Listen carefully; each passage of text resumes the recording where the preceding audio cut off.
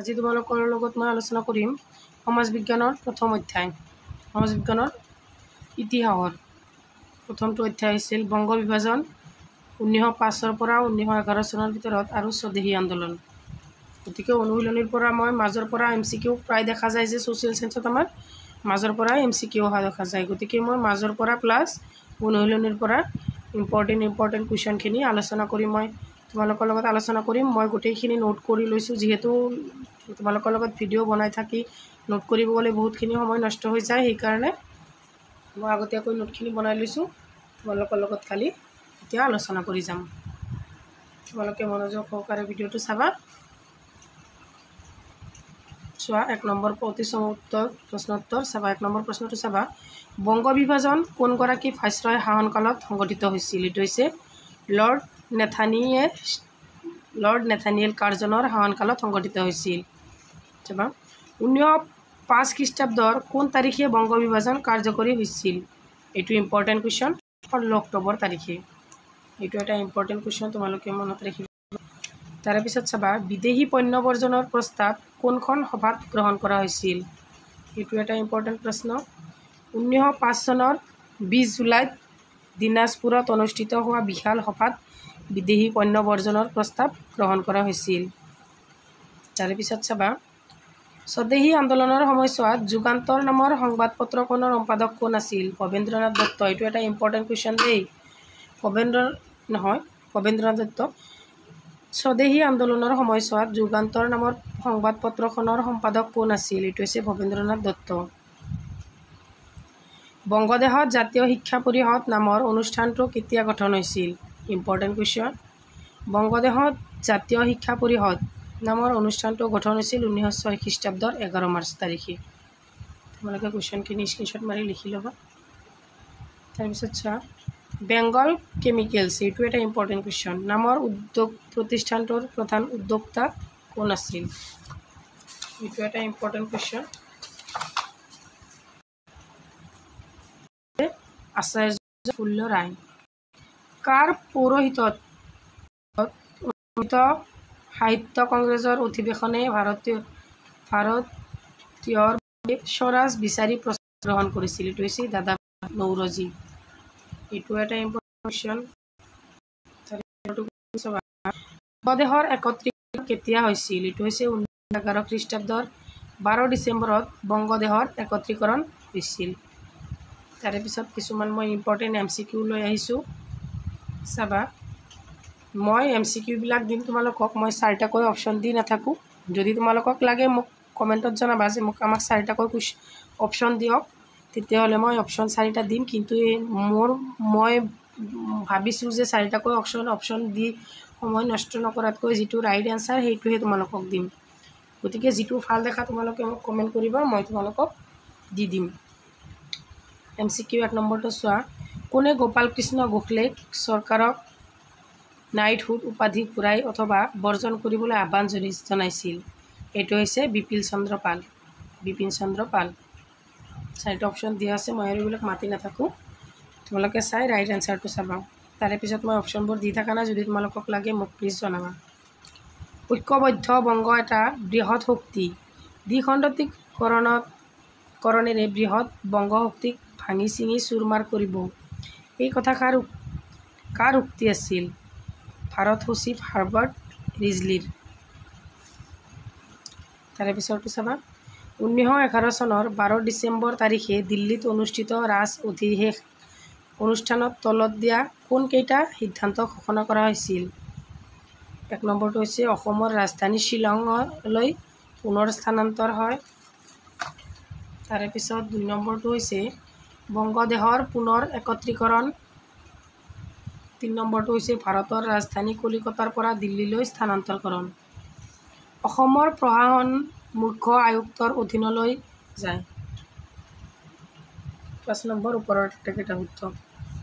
এইটো অপশ্যন হ'ব ওপৰৰ আটাইকেইটা শুদ্ধ। এই 4টা অপশ্যনেই আমাৰ শুদ্ধ। তাৰে পিছৰটো চাবা, 1905 চনৰ বংগ বিভাজন সম্পৰ্কে তলৰ কোনকেইটা উক্তি সত্য? চাবা 1 নম্বৰটো দিয়া আছে, 1857 চনৰ বিদ্ৰোহৰ পিছত ই ভাৰতৰ ৰাজনৈতিক ইতিহাসৰ দ্বিতীয়টো উল্লেখনীয় ঘটনাৰ সূত্ৰপাত ঘটাইছিল। ইয়াক বংগদেশৰ ক্ৰমবৰ্ধমান জাতীয় মহীমূৰ কৰিবলৈ কাৰ্যকৰী কৰা হৈছিল। ই স্বদেশ আন্দোলনৰ সূত্ৰপাত ঘটাইছিল। গতিকে আমাৰ ওপৰৰ আটাইকেইটা উত্তৰ তিনিওটা অপশ্যনেই আমাৰ শুদ্ধ। তাৰে পিছৰটো চাবা, গোপাল কৃষ্ণ গোখলেই চৰকাৰক নাইটহুড উপাধি ঘূৰাই দিয়াৰ কাৰণ সৰ্বোৎকৃষ্ট ব্যাখ্যা তলৰ কোনটোৱে আগবঢ়াইছিল? ব্ৰিটিছ বংগ বিভাজনৰ নীতিৰ লগত তেওঁ অসন্মত হৈছিল। বন্দে মাতৰম সংবাদপত্ৰখন কাৰ? Very very important. এইটো হৈছে অৰবিন্দ ঘোষ। অৰবিন্দ ঘোষৰ। তাৰপিছত চাবা, বংগমাতাক কোনে ভাৰত মাতাৰ ৰূপ প্ৰদান কৰিছিল? ভগিনী নিবেদিতা। এইটো এটা ইম্পৰ্টেণ্ট কুৱেশ্যন। বেংগল কেমিকেল নামৰ উদ্যোগটোৰ প্ৰধান উদ্যোক্তা কোন? আচাৰ্য প্ৰফুল্ল ৰায়। এইটো এটা ইম্পৰ্টেণ্ট। তোমালোকে এইবোৰ লিখি ল'বা। তাৰে পিছত চোৱা, চমু উত্তৰৰ প্ৰশ্ন।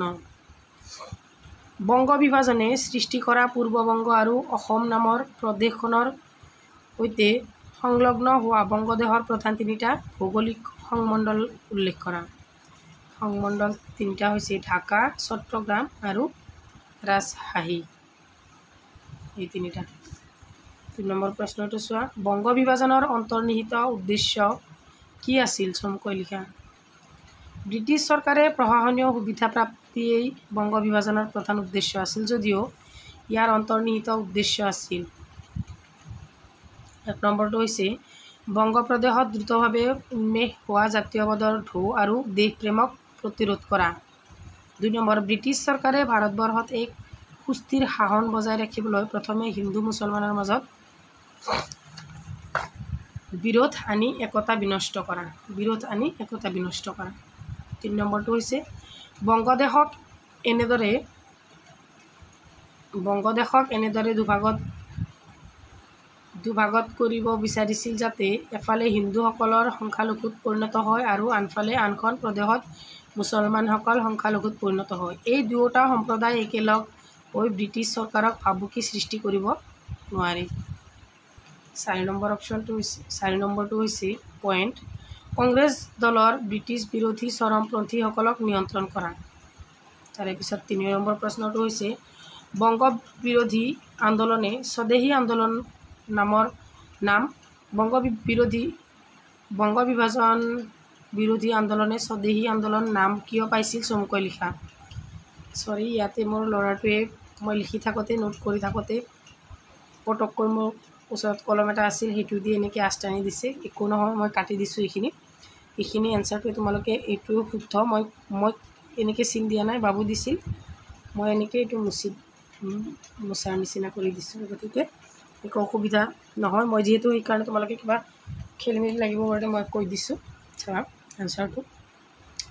১৯০৩ খ্ৰীষ্টাব্দৰ ৬ ডিচেম্বৰত ব্ৰিটিছ কৰ্তৃপক্ষই বংগবাসীৰ বিপৰীতে বংগ বিভাজনৰ প্ৰস্তাৱ উত্থাপন কৰিছিল। সেই সময়ত সুৰেন্দ্ৰনাথ বেনাৰ্জীৰ লগতে নানা নেতাসকলে বংগ প্ৰদেশত তীব্ৰভাৱে বংগ বিভাজন বিৰোধী আন্দোলন গঢ়ি তুলিছিল। ধুনীয়াকৈ দিছে। তেওঁলোকে ভাৰত সচিবৰ ওচৰত ৭০,০০০ স্বাক্ষৰ থকা প্ৰতিবাদপত্ৰ অৰ্পণ কৰিছিল যদিও ব্ৰিটিছ চৰকাৰ আকৰগোজ ধৰি আছিল। ১৯০৫ চনৰ ডিচেম্বৰত বাৰাণসীত অনুষ্ঠিত হোৱা অধিৱেশনত তেওঁলোকে বিভাজন বিষয়টোৰ ঊৰ্ধলৈ গতি কৰিবলৈ সিদ্ধান্ত গ্ৰহণ কৰিছিল। এই নতুন আন্দোলনক স্বদেশী আন্দোলন বুলি অভিহিত কৰা হৈছিল। দেখিছানে এতিয়া স্বদেশী আন্দোলন বুলি কোনখিনিক অভিহিত কৰা হৈছিল? ইয়াতে দিয়া আছে। বংগ বিচ্ছেদৰ সীমা অতিক্ৰম কৰিছিল আৰু সমগ্ৰ দেশৰ মানুহে বিদেশী বস্তু বৰ্জন, স্বদেশী বৰ্জন গ্ৰহণ আৰু চৰকাৰ প্ৰদত্ত খিতাপ আৰু পদবী প্ৰত্যাহাৰ ধাৰণা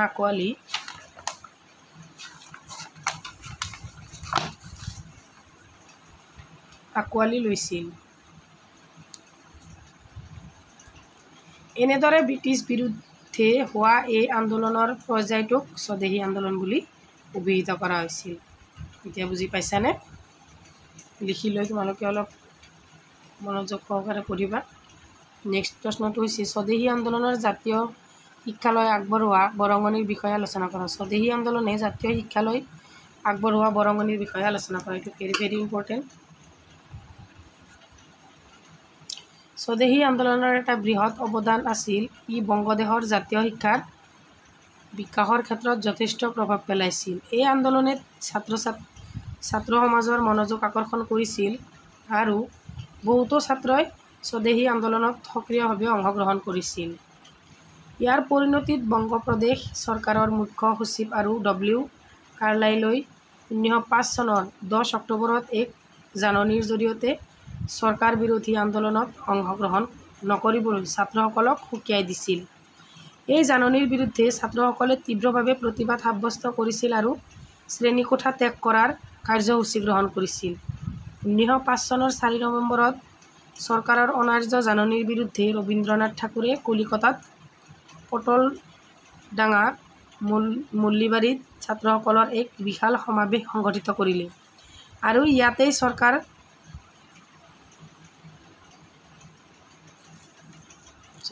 দেখাই যোৱা নাই, মই পঢ়ি আছোঁ, এই জাননীৰ বিৰুদ্ধে ছাত্ৰসকলে তীব্ৰভাৱে প্ৰতিবাদ সাব্যস্ত কৰিছিল আৰু শ্ৰেণীকোঠা ত্যাগ কৰাৰ কাৰ্যসূচী গ্ৰহণ কৰিছিল। 1905 চনৰ নৱেম্বৰত চৰকাৰৰ অনাৰ্য জাননীৰ বিৰুদ্ধে ৰবীন্দ্ৰনাথ ঠাকুৰে কলিকতাৰ পটলডাঙা মল্লবাৰীত ছাত্ৰসকলক এক বিশাল সমাৱেশ সংগঠিত কৰিলে আৰু ইয়াতেই চৰকাৰৰ নিৰ্দেশনা অমান্য কৰিবলৈ এণ্টি চাৰ্কুলাৰ ছ'চাইটি গঠন কৰিছিল। বুজি পাইছা এতিয়া? 1905 খ্ৰীষ্টাব্দত ৰবীন্দ্ৰনাথ ঠাকুৰে কলিকতা আৰু ৰংপুৰত বংগ জাতীয় বিদ্যালয় নামেৰে দুখন শিক্ষানুষ্ঠান প্ৰতিষ্ঠা কৰে। গতিকে এইখিনি হৈছে আমাৰ 4 নম্বৰ কুৱেশ্যন এনচাৰ। তাৰপিছত চাবা 5 নম্বৰ কুৱেশ্যনটো চোৱা। স্বদেশী আন্দোলনৰ সময়ছোৱাত বংগদেশৰ জাতীয় শিল্পৰ বিকাশ কেনেদৰে হৈছিল? স্বদেশী আন্দোলনৰ পটভূমিত আত্মশক্তি বিকাশৰ মানসিক বৃদ্ধি কৰাৰ ফলত ভাৰতীয় উদ্যোগৰ বিকাশৰ পথ অনুকূল হৈছিল। বিদেশী বস্তু বৰ্জনৰ মানসিকতা গঢ়ি উঠাত মানুহে স্থায়ীভাৱে নিৰ্মিত বস্তুৰ প্ৰতি হাবিয়াস কৰিছিল। ইয়াৰ ফলত দেশৰ বিভিন্ন অংশই কেইবাটাও ডাঙৰ শিল্প প্ৰতিষ্ঠা আৰু বহুতো ক্ষুদ্ৰ উদ্যোগ গঢ়ি উঠিছিল। কি কৈছে ইয়াতে? ইয়াৰ ফলত দেশৰ বিভিন্ন অংশৰ কেইবাটাও ডাঙৰ শিল্প প্ৰতিষ্ঠান আৰু বহুতো কিছুমান সৰু সৰু শিল্প উদ্যোগো গঢ়ি উঠিছিল।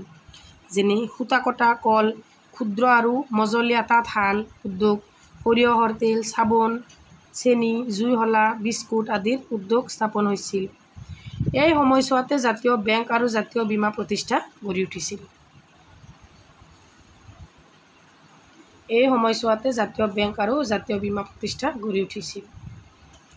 1906 খ্ৰীষ্টাব্দৰ জুলাই মাহত আচাৰ্য প্ৰফুল্ল ৰায়ে বেংগল কেমিকেলছ নামৰ উদ্যোগটো স্থাপন কৰিছিল।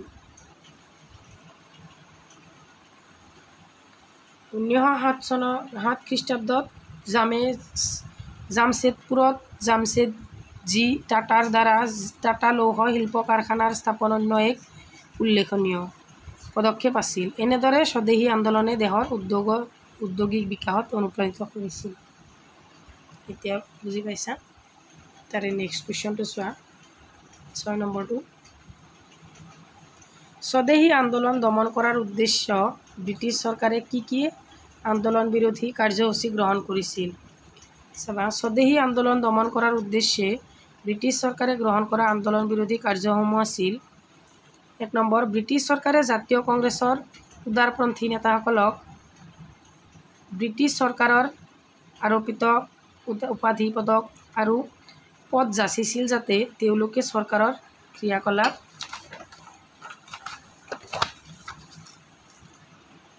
ক্ৰিয়াকলাপত সহযোগিতা কৰে। উদাৰপন্থী কংগ্ৰেছ নেতাসকলক উচ্চ ন্যায়ালয়ৰ বিচাৰপতিৰ পদ, ভাইচৰয় পৰিষদৰ সদস্যপদ, ব্ৰিটিছ সংসদ সদস্যপদ যচা হৈছিল। সুৰেন্দ্ৰনাথ বেনাৰ্জী, গোপালকৃষ্ণ গোখলে, বিপিন চন্দ্ৰ পাল প্ৰমুখ্যে কংগ্ৰেছৰ নেতাসকলৰ স্থিতি দৃঢ় আছিল আৰু তেওঁলোকে ব্ৰিটিছ চৰকাৰে আগবঢ়োৱা প্ৰস্তাৱ প্ৰত্যাখ্যান কৰিছিল।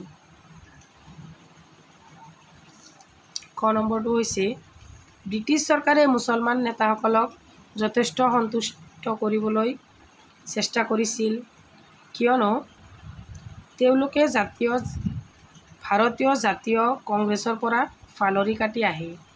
কংগ্ৰেছৰ প্ৰতি বিৰোধ প্ৰদৰ্শন কৰাৰ উদ্দেশ্যে মুছলমানসকলক এটা ৰাজনৈতিক দল গঠন কৰিবলৈ উৎসাহিত কৰি তুলিছিল। এই ক্ষেত্ৰত তেওঁলোকে যথেষ্ট সফল হৈছিল। গতিকে এইটো হৈছে আমাৰ 6 নম্বৰ কুৱেশ্যন।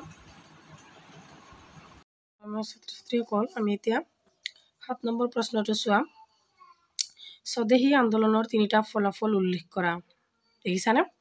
1905 চনৰ পৰা 11 চনৰ খ্ৰীষ্টাব্দলৈ 1905 পৰা 1911 খ্ৰীষ্টাব্দলৈ অব্যাহত থকা স্বদেশী আন্দোলনক ভাৰতৰ স্বাধীনতা আন্দোলনৰ ইতিহাসত এক গুৰুত্বপূৰ্ণ অধ্যায় হিচাপে বিবেচনা কৰা হয়। স্বদেশী আন্দোলনৰ 3টা ফলাফল তলত উল্লেখ কৰা হ'ল। এটা হৈছে জাতীয় সাহিত্যৰ বিকাশ। এইটোৰ বিষয়ে অলপ বহলাই লিখিছোঁ। এই সময়ছোৱাত জাতীয়বাদ আৰু দেশভক্তিৰ প্ৰতি উদ্যম জাগ্ৰত কৰা বহুতো আলোচনী, সংবাদপত্ৰ, গ্ৰন্থ, নাটক, গীত আৰু প্ৰবন্ধ প্ৰকাশিত হৈছিল। এইবোৰে জাতীয় আন্দোলনত যথেষ্ট প্ৰভাৱ বিস্তাৰ কৰিছিল। তাৰে পিছৰটো পইণ্ট হৈছে মহিলাৰ অংশগ্ৰহণ। স্বদেশী আন্দোলনৰ সময়ত মহিলাসকল সামাজিক প্ৰতিবন্ধকতা অতিক্ৰম কৰি আন্দোলনত অংশগ্ৰহণ কৰিবলৈ অনুপ্ৰাণিত হৈছিল।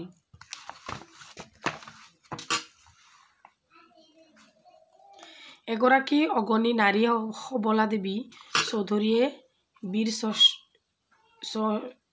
বীৰষ্টমী ব্ৰত, প্ৰতাপাদিত্য উৎসৱ, উদয়াদিত্য উৎসৱ, ব্যায়াম সমিতি আদি অনুষ্ঠানৰ আয়োজন কৰিছিল। তেওঁ যুৱক যুৱতীসকলক লাঠি খেল আৰু কুস্তিৰ প্ৰশিক্ষণ দিছিল আৰু তেওঁ ভাৰতী নামৰ এখন পত্ৰিকা সম্পাদন কৰিছিল। এনেদৰে জাতীয় আন্দোলনত সক্ৰিয়ভাৱে অংশগ্ৰহণ কৰিবলৈ যুৱশক্তিক প্ৰস্তুত কৰিছিল। তাৰপিছত মুছলিম লীগৰ প্ৰতিষ্ঠা। ব্ৰিটিছ চৰকাৰে ধৰ্ম, জাতি আদিৰ ভিত্তিত ভাৰতীয়সকলৰ মাজত বিভাজন আনিবলৈ প্ৰয়াস কৰিছিল যাতে তেওঁলোকৰ শাসন অক্ষুণ্ণ থাকে। লৰ্ড কাৰ্জনৰ দ্বাৰা প্ৰভাৱান্বিত হৈ কিছুসংখ্যক মুছলমান নেতাই চৰকাৰৰ বংগ বিভাজনৰ পৰিকল্পনাক আদৰণি জনাইছিল। ব্ৰিটিছ চৰকাৰৰ পৰা বিশেষ ৰাজনৈতিক অনুমতি লাভ কৰাৰ পিছত মুছলমানসকলক সৰ্বভাৰতীয় মুছলিম লীগ নামৰ ৰাজনৈতিক অনুষ্ঠানটো গঠন কৰিবলৈ অনুপ্ৰাণিত কৰা হৈছিল। এই মুছলিম লীগ পৰৱৰ্তী পৰ্যায়ত এক বৃহৎ শক্তিত পৰিণত হৈছিল কিয়নো ভাৰতীয় জাতীয় কংগ্ৰেছক দুৰ্বল কৰাত ই উল্লেখযোগ্য ভূমিকা পালন কৰিছিল। গতিকে আমাৰ আটাইতকৈ ইম্পৰ্টেণ্ট এইটো লেচনৰ আটাইতকৈ লং কুৱেশ্যন, আটাইতকৈ দীঘল ইম্পৰ্টেণ্ট কুৱেশ্যনটো হৈছে স্বদেশী আন্দোলনৰ 3টা অৱদান উল্লেখ কৰা। সেইটো একদম 100% ইম্পৰ্টেণ্ট বুলি ক'লেও ভুল নহয়। সেইটো প্ৰায় আহি থকা দেখা যায় আৰু এইবাৰ আমাৰ SSLCটো অহাৰ ভালেখিনি সম্ভাৱনা আছে। গতিকে এইটো তোমালোকে মনোযোগ সহকাৰে চাবা। স্বদেশী আন্দোলনৰ 3টা অৱদান উল্লেখ কৰা। স্বদেশী আন্দোলনৰ অৱদান 3টা হ'ল। 1 নম্বৰটো হৈছে গণ আন্দোলন সম্পৰ্কে ৰাজনৈতিক শিক্ষা।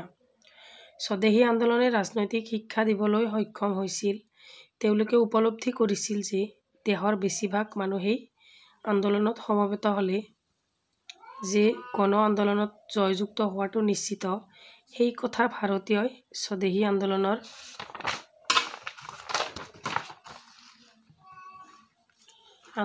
যোগেদি আয়ত্ত কৰিব পাৰিছিল। 2 নম্বৰটো পইণ্টত কৈছে গণ আন্দোলনৰ প্ৰতি নাৰীসকল আকৰ্ষিত হয়। স্বদেশী আন্দোলনে ভাৰতীয় নাৰীসকলক গণ আন্দোলনত অংশগ্ৰহণ কৰাত সবলীকৰণ কৰিছিল। প্ৰফুল্ল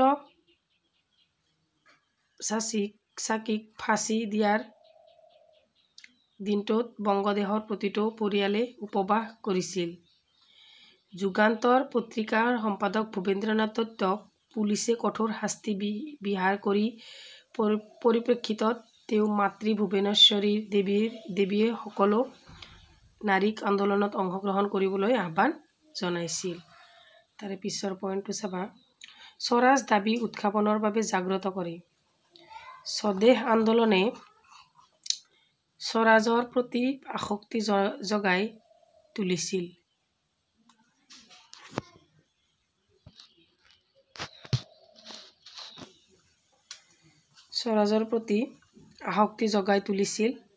এই আন্দোলনৰ সময়ছোৱাত ভাৰতীয়সকলে পোনপ্ৰথমবাৰৰ বাবে ব্ৰিটিছ চৰকাৰৰ পৰা স্বৰাজ দাবী কৰিছিল। দাদাভাই নৌৰোজীৰ পৌৰোহিত্যত কলিকতাত অনুষ্ঠিত জাতীয় কংগ্ৰেছৰ অধিৱেশনত স্বৰাজৰ দাবী উত্থাপন কৰিছিল। চমুকৈ লিখা, কবিগুৰু ৰবীন্দ্ৰনাথ ঠাকুৰ, এইটো এটা ইম্পৰ্টেণ্ট চমু থকা, এইটো আহি থাকে। ৰবীন্দ্ৰনাথ ঠাকুৰক এক অন্যতম সজ্জন হিচাপে বিবেচনা কৰা হয়। তেওঁ এগৰাকী বিখ্যাত গীতিকাৰ, নাট্যকাৰ, কবি, গল্পলেখক, চিত্ৰকৰ, শিক্ষাবিদ, দাৰ্শনিক আছিল। 1905 চনৰ 16 অক্টোবৰত বংগ বিভাজন কাৰ্যকৰী হোৱা দিনটোত হিন্দু মুছলমানৰ ঐক্য প্ৰদৰ্শন কৰিবলৈ আৰু ইয়াক সবলতৰ কৰিবলৈ ৰবীন্দ্ৰনাথ ঠাকুৰৰ আহ্বানক্ৰমে কলিকতা জনতাই ৰাখী বন্ধন উদযাপন কৰিছিল। গতিকে আমি প্ৰায়খিনি আলোচনা কৰিয়ে শেষ কৰিলোৱে। আজিৰ ভিডিঅ'টো অলপ দীঘলীয়া হৈছে, কিয়নো এইটো ভিডিঅ'ত আমি গোটেইখিনি লেচনৰ MCQ প্লাছ অনুশীলনীৰ কুৱেশ্যনখিনি দি শেষ কৰিছোঁ। গতিকে 2 নম্বৰৰ চমু টকাটো চাবা, মাৰ্গাৰেট এলিজাবেথ নবল, ভগিনী নিবেদিতা হিচাপে জ্ঞাত মাৰ্গাৰেট এলিজাবেথ নবলক স্বদেশী আন্দোলনৰ সময়ছোৱাত এগৰাকী মহীয়সী নাৰী আছিল। আয়াৰলেণ্ডত জন্মগ্ৰহণ কৰা এইগৰাকী নাৰীয়ে ভাৰতবৰ্ষক গৃহভূমি হিচাপে আৰু হিন্দু ধৰ্ম নিজ ধৰ্ম হিচাপে গ্ৰহণ কৰিছিল। তেওঁৰ সৰ্বোত্তম অৰিহণাটো এয়ে যে তেওঁ বংগমাতাক ভাৰত মাতা ৰূপ প্ৰদান কৰিছিল। ইয়াতেও MCQ এটা অহাৰ চান্স আছে। বংগমাতাক ভাৰত মাতা বুলি কোনে ৰূপ দিছিল বা ৰূপ প্ৰদান কৰিছিল, সেইটো হৈছে আমাৰ ভগিনী নিবেদিতা। এইটো শ্বৰ্ট ফৰ্মত ভগিনী নিবেদিতা, কিন্তু ফুল ফৰ্ম হৈছে মাৰ্গাৰেট এলিজাবেথ নবল।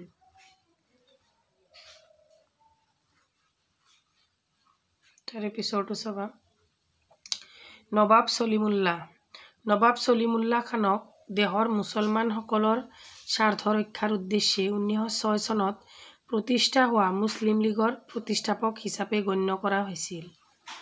তেওঁ ঢাকাৰ ওচৰৰ এক ক্ষুদ্ৰ ৰাজ্য ক্ষেত্ৰৰ নবাব আছিল।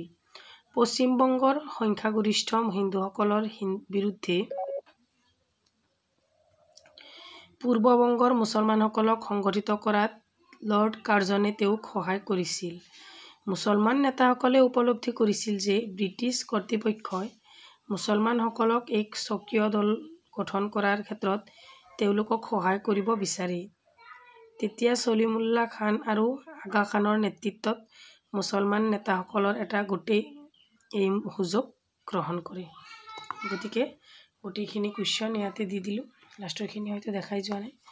চাবা, এইখিনিৰ পৰা আকৌ মাতি দিছোঁ। পশ্চিমবংগৰ সংখ্যাগৰিষ্ঠ হিন্দুসকলৰ বিৰুদ্ধে পূৰ্ববংগৰ মুছলমানসকল সংগঠিত কৰাত লৰ্ড কাৰ্জনে তেওঁক সহায় কৰিছিল। মুছলমান নেতাসকলে উপলব্ধি কৰিছিল যে ব্ৰিটিছ কৰ্তৃপক্ষই মুছলমানসকলৰ এক স্বকীয় দল গঠন কৰাৰ ক্ষেত্ৰত তেওঁলোকক সহায় কৰিব বিচাৰে। তেতিয়া চলিমুল্লাহ খান আৰু আগা খানৰ নেতৃত্বত মুছলমান নেতাসকলৰ এটা গোটে এই সুযোগ গ্ৰহণ কৰে। গতিকে আশা কৰিছোঁ তোমালোকে ভিডিঅ'টো স্কিপ নকৰাকৈ গোটেইখিনি চাই লিখি লৈছা। নেক্সট ভিডিঅ'ত আমি ছ'চিয়েল ছায়েন্সৰ ইতিহাসৰ দ্বিতীয়টো লেচন আমি লৈ আহিম। গতিকে আজিলৈ ইমানতে। Thank you so' much.